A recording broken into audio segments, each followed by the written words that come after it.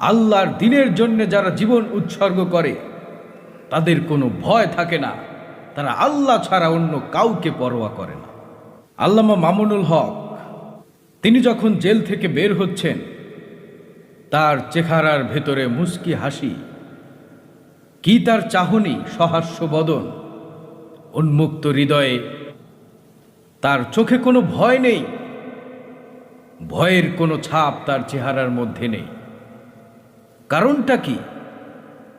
কারণ হলো তার জীবনটাকে তিনি আল্লাহর দ্বীনের জন্য উৎসর্গ করেছেন। আল্লাহ রাব্বুল আলামিন শিখাচ্ছেন, উল ইন্না সলাতি ওয়া নুসুকি ওয়া মাহইয়ায়া ওয়া মামাতি লিল্লাহি রাব্বিল আলামিন।